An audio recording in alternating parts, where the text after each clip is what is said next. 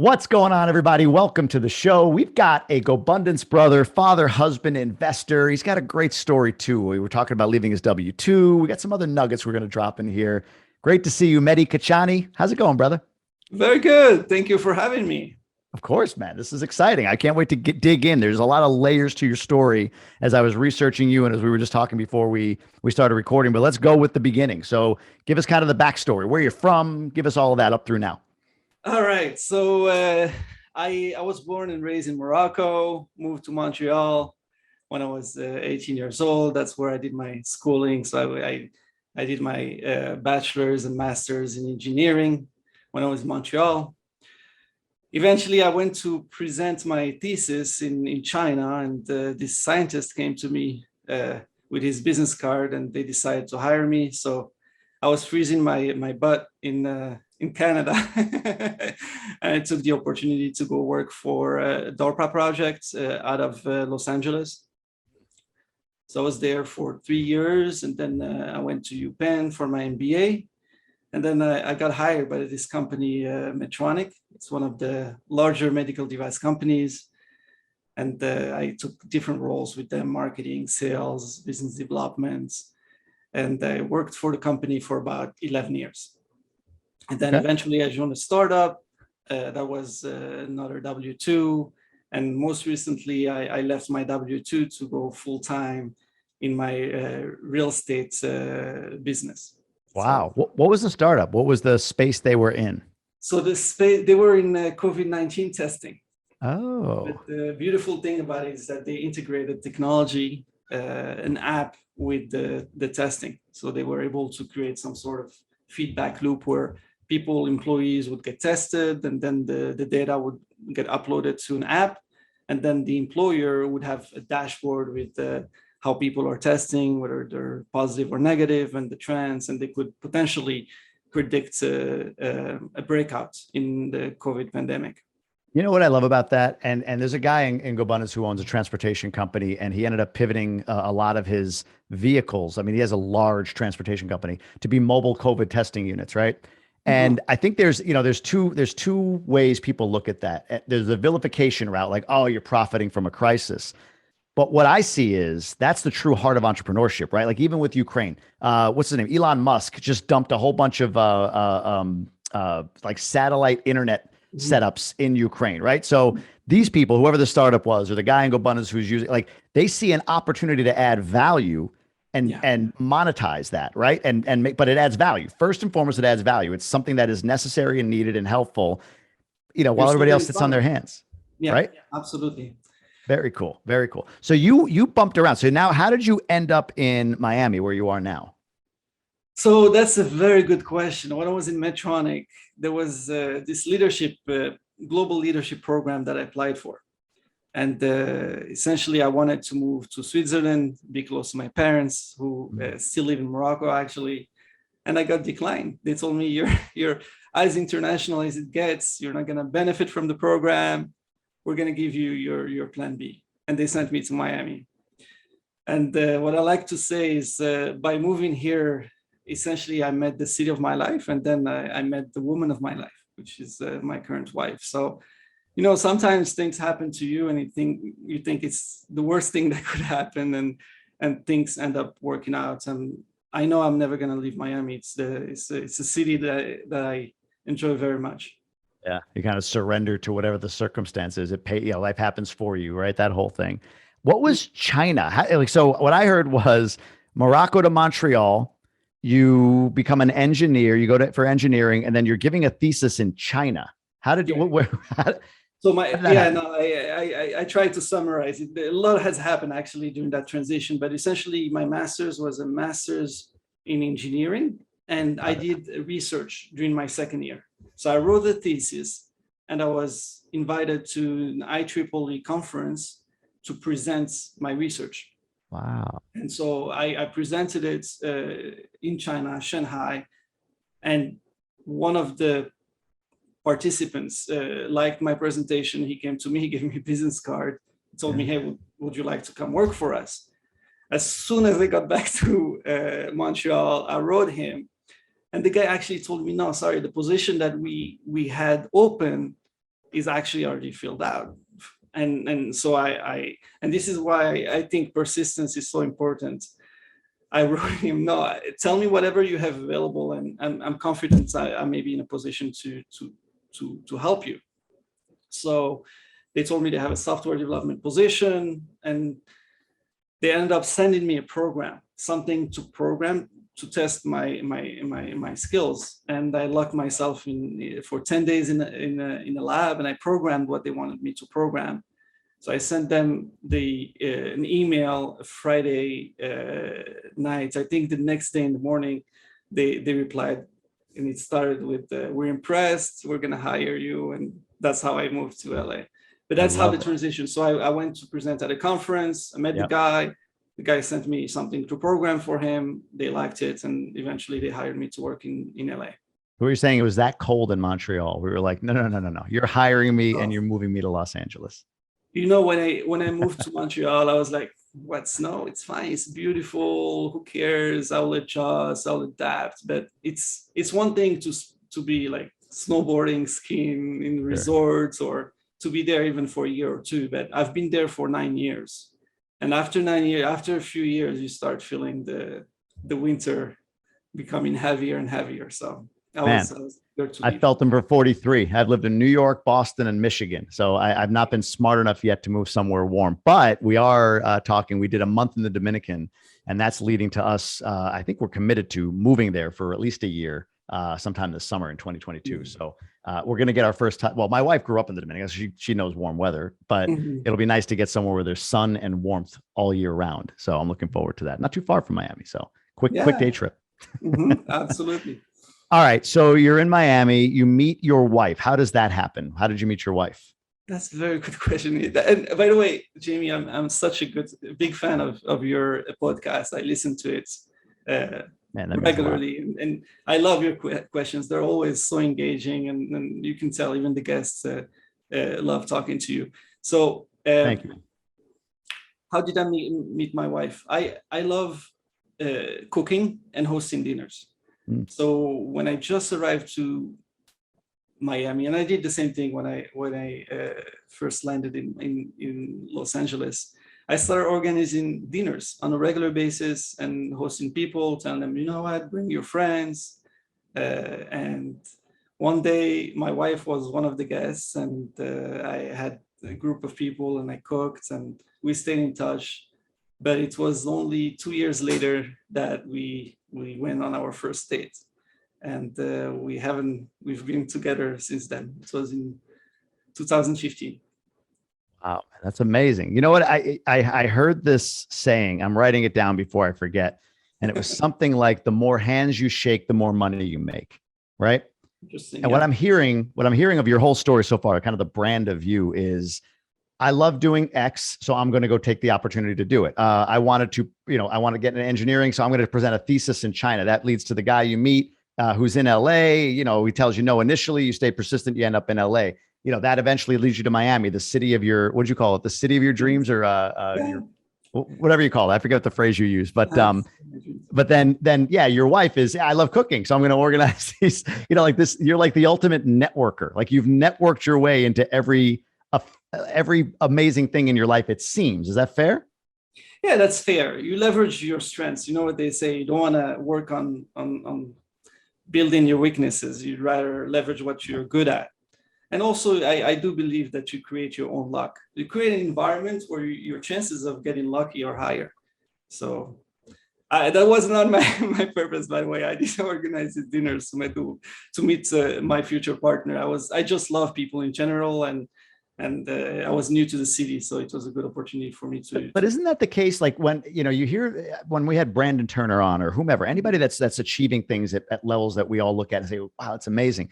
What they all talk about is, I just kind of follow the process and the results come. Like I don't set, like you said, I don't set out to, I'm going to host these dinners, and then I can meet my future wife in this, or that's my plan. Like I'm going to meet my future wife. It's like, I want to host these dinners because I enjoy step 1, step 2, and step 3. And then I get fulfillment out of like executing this event, if you will. And people go away with smiles on their face. It feels good. but that stuff leads to the results. And I think that's a really, really great lesson that you're teaching here, which is incredible.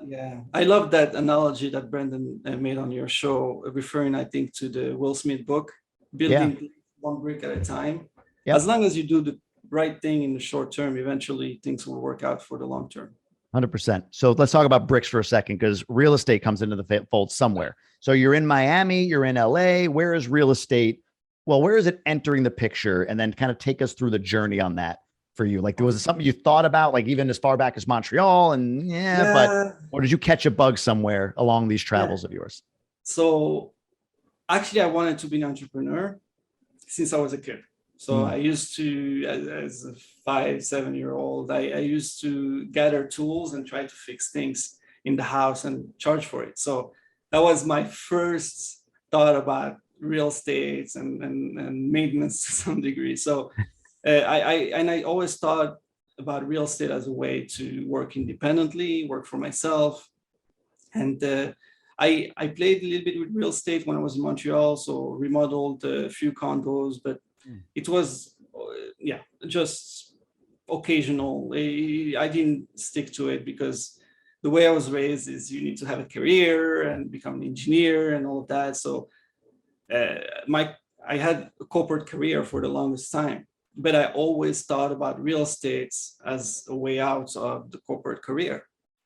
So what we've done is as we got together with my wife, we started a property management company in 2015-16.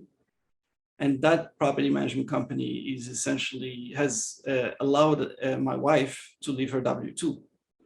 So, and then after that, we naturally started also investing. So we bought a duplex and a 5-plex, and then I had a few condos by then, and then we bought a 15-unit building and now a 27-unit building. But it happened progressively from 2015, 2016 till now. Amazing. The property management company is still in place. Do you third party? Is that what you do, or are you only managing your own stuff at this point? No, and we manage third party properties, but also our own properties. How big a portfolio of third party do you have? Right now, we must be north of 600 units. Wow. Okay. And what is that? Are there do you do like single family duplexes, kind of your mix of properties, or do you do only? Mostly multifamily. Multifamily and some HOAs as well. And what is very local. It's all in Miami-Dade, Broward. What's the team like? So is your wife what does that look like? The structure. So if you're managing 600 units third party, what does that structure look like within the company? So we are 16 people right now. Okay.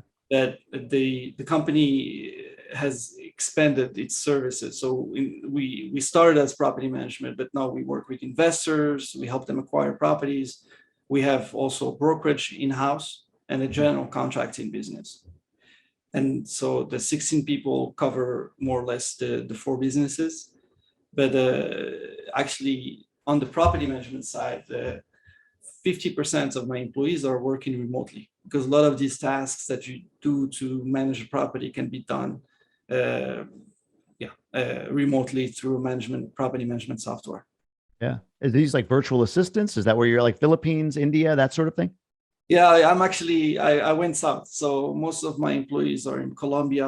I have one in Argentina, but mostly in Colombia. And I hear Mexico is also a very good market for hiring. But yeah. Good to know. Yeah. Especially if you're in Miami, Spanish is almost like a requirement. So it was convenient. I'll tell you a quick story. I went to Miami years ago. This is when I had my day job, and I want to talk about that as well, like you leaving your day job.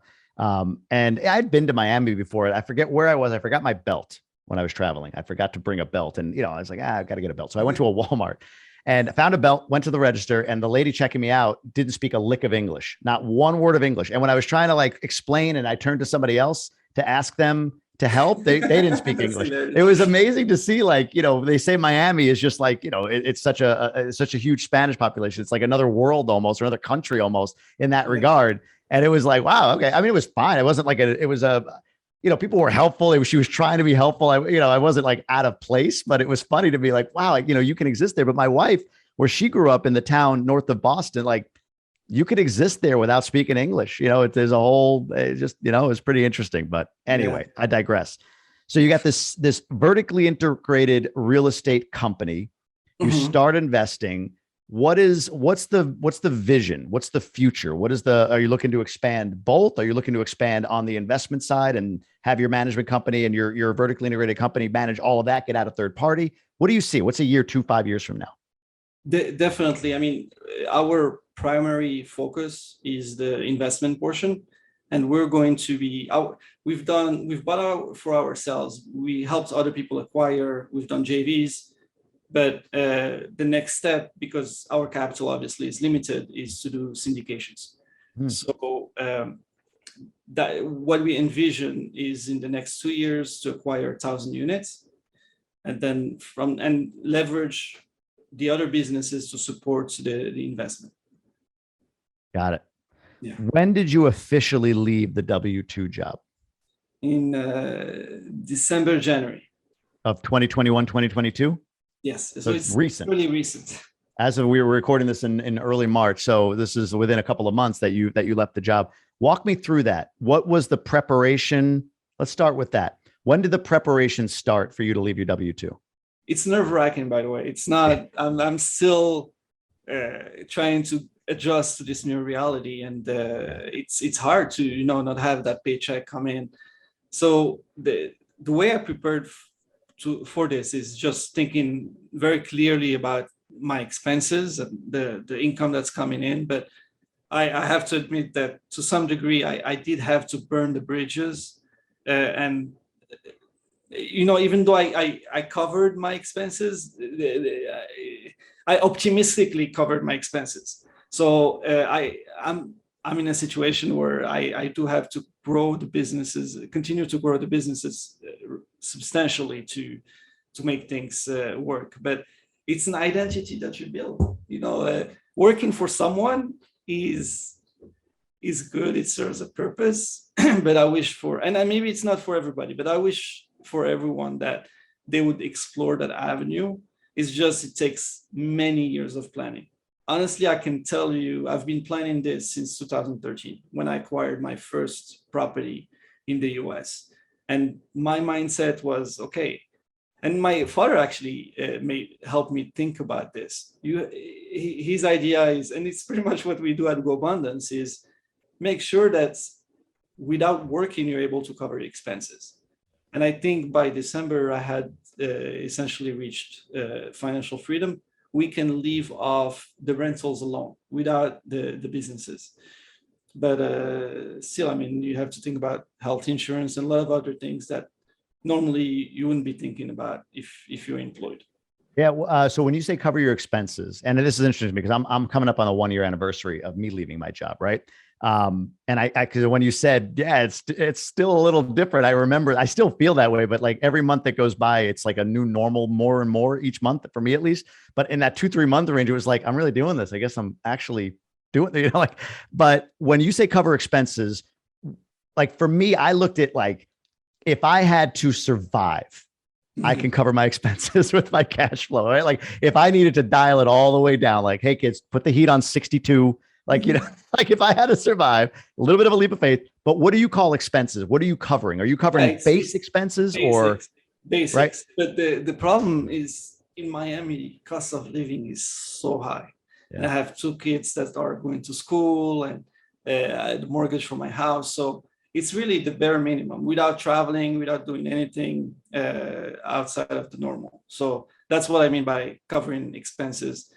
I think maybe there are expenses that happen that if I were to be conservative in assessing what's my true expense, I think I would be higher than what I think I'm spending every month. That's what I'm referring to. But when you look at that number, it would never let you leave, right? If you really got, like, people write that big number down, plus I want to go here, plus I want to do that. And that's cool. I mean, some people, I just didn't, the point at which my pain level was reached as far as I can't bring myself to do this job anymore. It's a great job, great company, nothing against it, but I was just too far gone from it.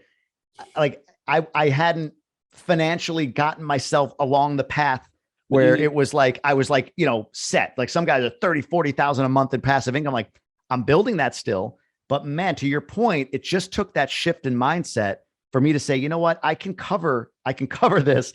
I'm not going to look at this stuff right now. Like that's yeah, probably going to pop up, but exactly. I'll deal with that. I'll figure that out. I Yes, know I can do it. exactly. Right. I'll But you do figure that out. It's fine. little faith in yourself. Right. You need And a that's leap of what, faith, yeah. absolutely. But it's something that I want to point out is it's so important to do something that you're passionate about, that you feel Yeah. good about, because eventually, if as long as you're doing that, I think things work out eventually. But I was at a point where going to work didn't feel right, Mm. and I decided, you know what, let's start planning the transition. Yeah, 100%. I love your point about planning in advance. Like planning, I don't know when I bought my first rental property that I had like, okay, cool. Now my map is I will be able to quit my job on this day, but it was like the dream was alive. Like I can Mhm. leave my job one day. I just did the first thing. So that's the plan, the beginning of the plan, and then it builds from there. What's your fear right now? Or what was your fear when you left your job? Is it the same fear?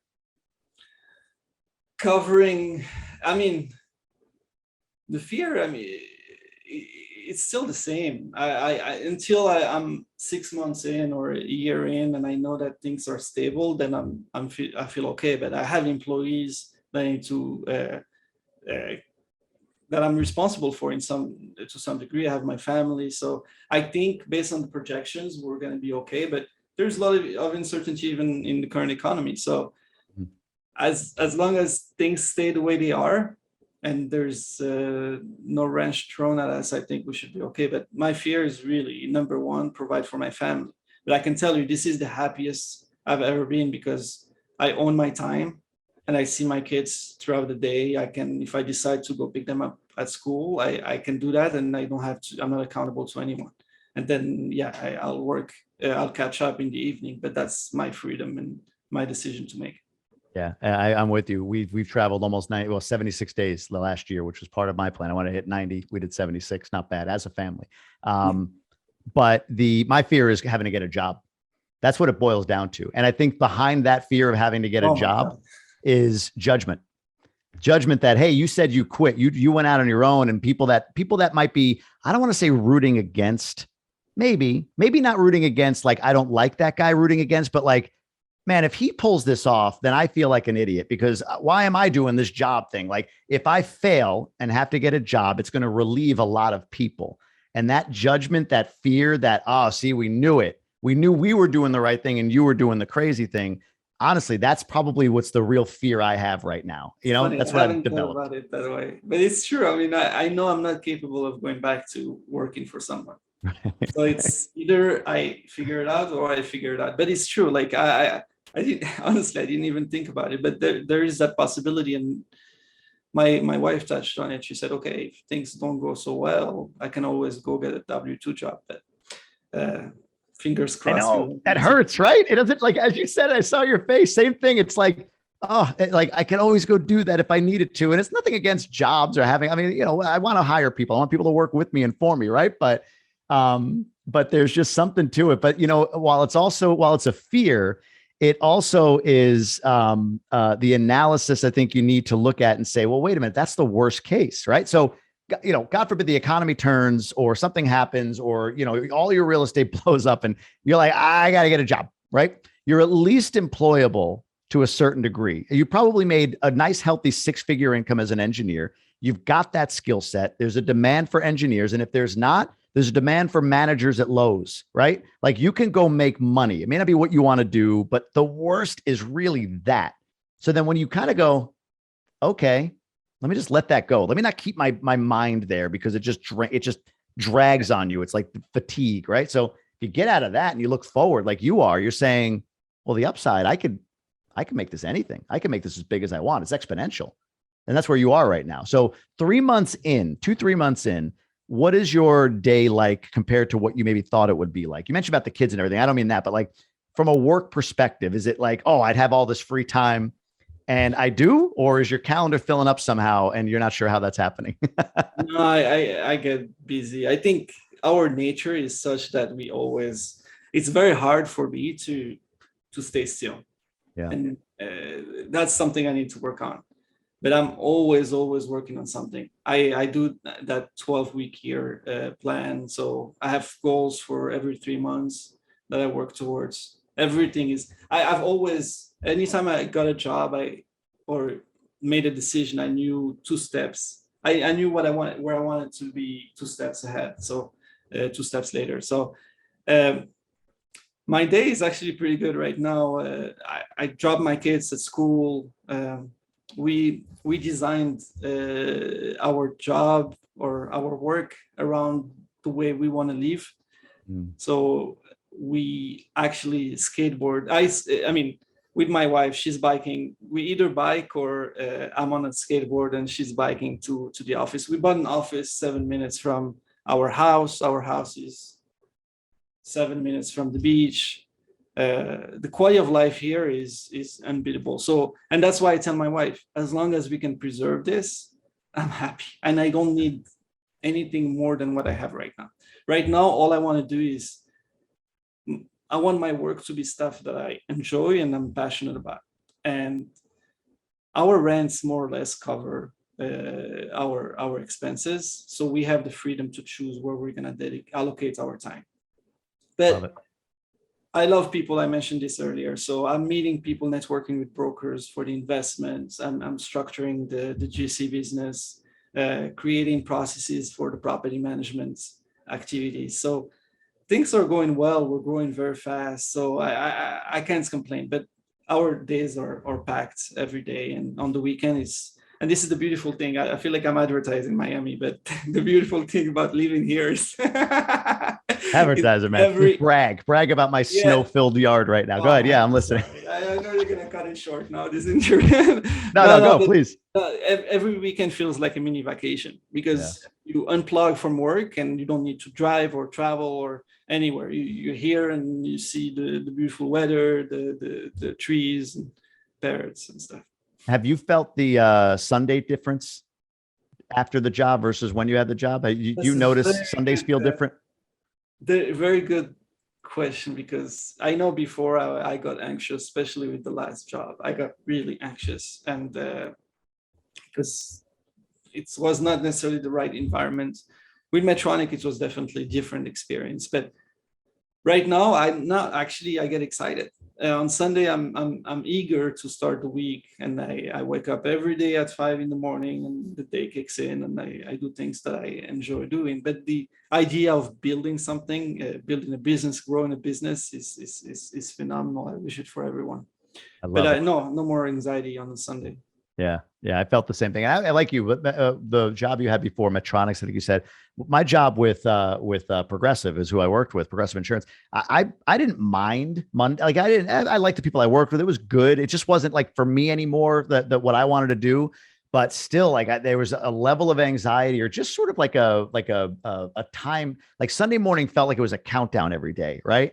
Mm-hmm. And I guess it kind of still does, but it's a different kind of countdown. It's a countdown to, okay, let me go do this before. And now it's more of a countdown to like, oh, come on. I got this happening this week. Like I'm talking to you Thursday. I know who my podcasts are. I record every Thursday. I know what's going on Monday. I've got this happening with, I got to fly to Denver this way, whatever it is, right? Like all these things are so exciting now to me. I like what I do. I love what I do every day. It's just a different feel. Where has GoBundance played a role, if at all, in you exiting your W-2? Like, how long have you been in GoBundance? Let's start with that. And then has it been at all a player, or what have you taken away from it that might have helped with this, if anything? Yeah. So since I left, actually, when I was making decision on that, the last job, the startup was not a good fit. And as I was trying to make the decision, which was a big decision, I was making very good income. And I also heard about GoBundance. I was very interested in it. But what I told myself is I would only join GoBundance if I left my job, because I believe GoBundance is probably the best place to reinvent yourself or to grow whatever you have, because it's a catalyzer. The quality of the people in the group is amazing. And I also joined the champions group. So I wanted to be surrounded by people that are way ahead of me, and people I can get inspired from. So I left my job and I said, okay, we're joining GoBundance, and hopefully I can figure how I can transition to working full time for myself. You got a great group in Miami too, man. There's some, I think of Bernard and Yeah, Carlos and Benoit. There's just some really amazing folks down there. What's his Cody, name? Who is it? I'm Cody, sorry. Oh, Cody. Littlewood. Yeah. Have you met Claude Kondo? Yeah, I met Claude.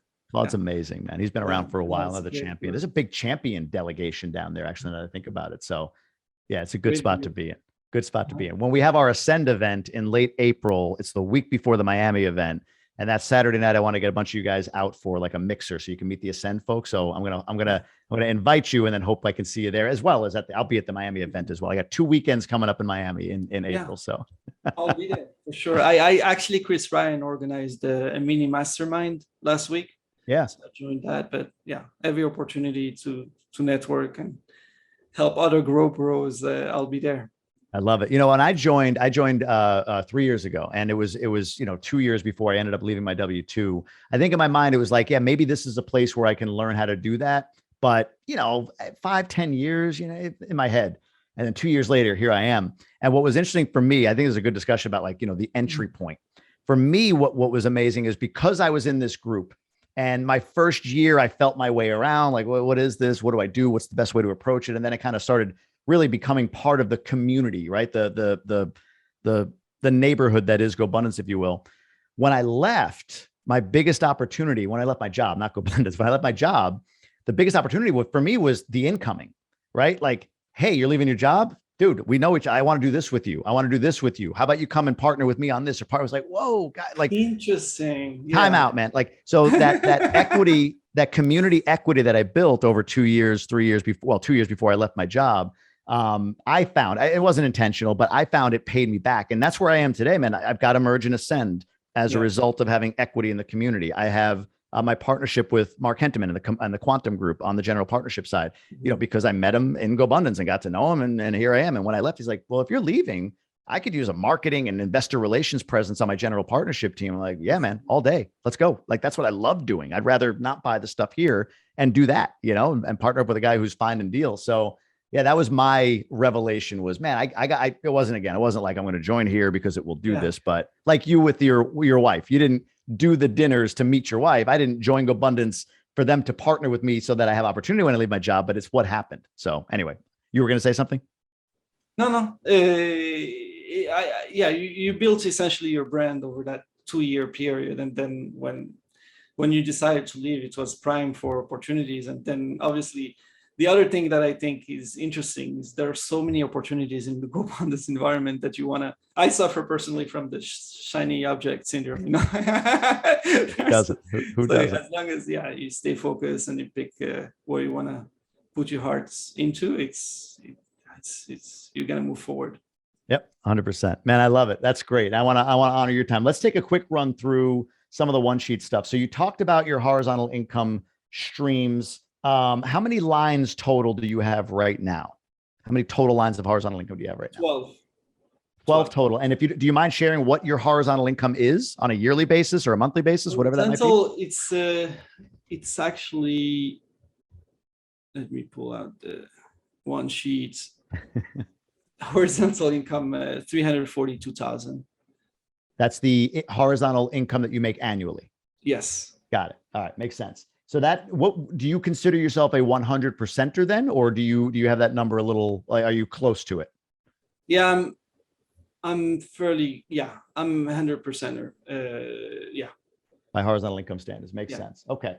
And is all of your net worth essentially in real estate, or do you have any other assets that you own? So it's primarily the way I calculate the net worth is the difference between my assets and the liabilities that I have, and it's all calculated based on real estate properties that I own. Got it. So what I haven't accounted for, and I need to do more, work on that exercise, is the valuation of the businesses. So it's just based on the real estate I own. You do any I like crypto? to be more conservative, and then if there's some extra, great. Sure. Yeah, makes sense. Do you do any crypto, anything like that, or no? Not yet. I'm not yet. I know it's extremely volatile. I want to go into it. I mean, when you're in GoBundance, there are a lot of people that are very much in favor of investing.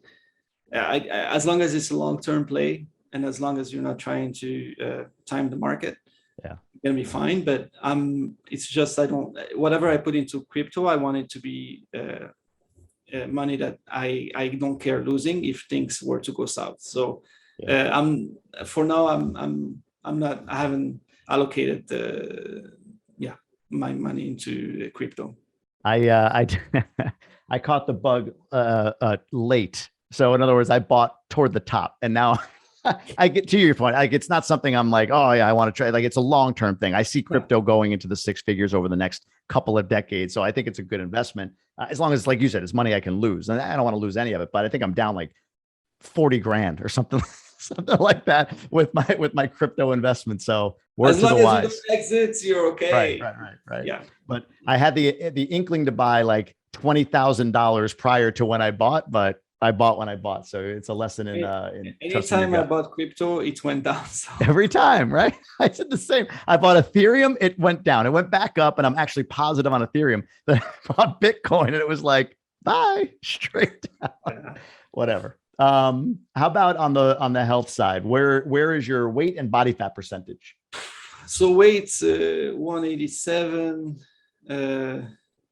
body fat. It's actually, I don't have the number on the body fat, but health-wise, I'm working out regularly, but I need to get better with do better job on my diet. So workouts, I'm working out about 5 times a day, and I start my day with a run or swimming. What I need to work on is the diet. So I eat the most after 8 p.m. Oh. And that's because my willpower in the morning, I mean, throughout the day, I'm super disciplined. Yeah. Then I'm crushed by 8 p.m. and my willpower goes down, and I'm eating. And it's crazy because every night is the same thing. And I still haven't cracked the code, but I'm with you, man. I'm good at not eating late, but man, you put a crumb of a cookie in front of me, and I'm a sleeve in before you know it, man. I have a major sweet tooth, so I'm working on that myself. We talked about your wife. You have one son, I believe. Yeah, 2 sons. 2 sons. Yeah. Well, how old? 15 months. The youngest, and then the oldest is 4 years old. Wow. Cool. So you're right, probably past the sleepless phase for the second one at this point, or still? Yeah. He's sleeping throughout the night. So we're very, very grateful for that. That helps. The first year is extremely tough, but especially for my wife, but we went over that. So yeah. You envision more, or are you good with 2? Basta. This is done. No more. If you didn't see that, if you're listening and not watching, he did like the slash throat sign, almost like that's it. I did the same thing. Man. We scheduled the vasectomy like the day after he was born for 6 months out. Like we were like, that is it. We're done after 2. I need to do that because I don't want. It's a bad weekend. It's just a bad weekend. It's not even that bad of a weekend. It's like just put a pillow on your lap at your kids' ages. Because my kids, of course, that weekend just wanted to run from one end of the living room to the other to like jump on me right after I had this vasectomy. So my advice is pillow on the lap, but just chill for a weekend. You'll be fine. How about life happiness? What's your life happiness index right now? It's 7. So what are you working on? So definitely the diet is a big one. The areas that I need to improve, giving back. We need to do more, honestly, and I want to involve my family more. We do some, but it's not enough. And especially when you're in GoBundance, you see what others are doing, and it's inspiring. It's phenomenal. So definitely, that's also, I put a 5 there. Is this time or money that you're talking about, or both? Both. So that you want to, I mean, that you're saying we need to do more. Do you want to do more time, more money, or do you want to do more both? time and money? I mean, I want to give money, but I think it's a better experience, especially if I want to involve my kids and my wife to also give time. We do things. We feed the poor and stuff, and we do it as a family, which I love. But I don't think we do enough, and so that's something I need to work on. I get it, man. I get it. I think we all feel like we can do more. That's that whole genuine contribution pillar. It stares at you every day. How about Ivan? Are you going to Miami for the event? I'm assuming the Yes, GoBundance event. I'll be there. I'll be there. Yes. Will that be your first, or were you in Park City? Did I miss you there? I was in Park City, and I saw you for brief moments at a distance. I wanted to say hi, and in the end, but I had also my wife and my kids there at the same time. But I was in Park City, and I'll be there in Miami. Actually, my entire GoPod will be here. Oh, nice, man. How is it with your, like, I brought my wife and kids to events. What was that experience like for you having them there? Recommend it? Don't recommend it? What did you take from that? So I had them come later. So I think they came on Thursday and the events went through until Friday. For me, it was something very special. I've been skiing with my parents since I was 4 years old, and it was the first time that I skied with my kid. That to me was magical. So I mean, it's nice to stay focused on the events, but I don't think because my family was there, I didn't enjoy the events as much. So I mixed the two. I couldn't do everything, but even doing 70% of it, I thought it was extremely valuable. Yeah, I always say I feel like families come. There were a lot of families there, wives, kids, all that stuff. I always say, like, if you can make the first event maybe two solo, like, just so you don't have that feeling of like, I got to get back and see. But you brought your wife and kids in late in the week, which is great. But man, we went to Steamboat together and we stayed an extra week there because my wife ran a trail run, a uphill trail run. She's insane. But yeah, it was awesome. Like, there were so many other women there. My wife's in the Go Wives group, so she knows a lot of the women from that. So it wasn't like a first time meeting. It was like catching up, and our kids were playing with other kids who they had met through different FamBundance stuff, you know. So it is cool as you grow in the community to have the family kind of participate to the extent they want to. It's a lot of fun. All right, let's dive into the GoBundance card game to wrap up our interview. And the question is, what bucket list item are you excited to cross off next? Bucket list item you're going to cross off next. I mean, we're big on travel. Let me just pull it up. Got your bucket list items on your one sheet? Yes, sir. So, well, I crossed one off already, which was to ski with my kid. I want to go surfing in Costa Rica, travel with the parents, and then, yeah, we're going to be traveling very soon to visit the parents, but my wife and I will travel to Europe. We love traveling to Greece, and we're spending 3 to 4 weeks between Morocco and Europe. And you do that now. It's the first, well, yeah, exactly. It's the first vacation where I don't have a job. Yeah. So I will be a little bit more disconnected than normal, but at the same time, I'll support the team and helps the business move forward. But it's a very unique experience doing it as an entrepreneur. So I would say that's the one that I'm most excited about at the moment. Isn't that amazing? And your kids get that experience, especially your older one, right? Where they're going to have this memory forever. And yeah, why do we wait till they're 18 or 16 and then rush for the last 2 years? Like, that was one of the things in my mind. Like, I heard so many guys say that, like, man, my kids are 2 years away from, and then what do they say? You spend 90% of your time with your kids before 18. So, yeah, you know, from the family border. Yeah, that to me is probably one of my biggest drivers for leaving the W-2. Spending time with the kids and quality time. My son, when he traveled as soon as he was allowed to travel, and by the first son, by the time he reached 2 years old, I think he had traveled to 14 countries. Yeah, so we value building these experiences, and I think that's the one lasting thing that you don't want to compromise on. So definitely we're traveling with them, and we look forward to building new experiences. Man, that's incredible. Good for you. Good for you. That's going to be an amazing adventure. And I love the whole story. And if you need anything from me, you know, I'm a chapter ahead on being out a few more months than you are from the job is about all. So if I can help you in any way, please let me know. But where can folks learn more about you, your businesses, anything you want to direct them to? Any social handles, whatever it My is. website's jmkpropertyinvestment.com, jmkre.com, jmkcontractor.com. And obviously, you can find me in the GoBundance Facebook group. I'm available on Facebook. My email, Mehdi at jmkpropertyinvestment.com. Anything I can help with. You know, one of the things I need to work on is giving back more. So if there's anything I can help with, please don't hesitate to reach out. I'm available, and I look to hear it. I like to hear about other people's stories and see how I can contribute. So, and thank you, Jamie, so much for the opportunity. I really enjoyed talking to you. This is cool, man. I love hearing stories like yours. It's inspiring and amazing, and it makes just a reflecting and talking about with another guy who left his W-2. I mean, this is like therapy for me, right? Like I get to I get to be here, you know, present with this. This is that average of the 5 people. So, man, I appreciate you coming on. Thanks for doing this, and I'll see you in Miami. Thank you. See you soon.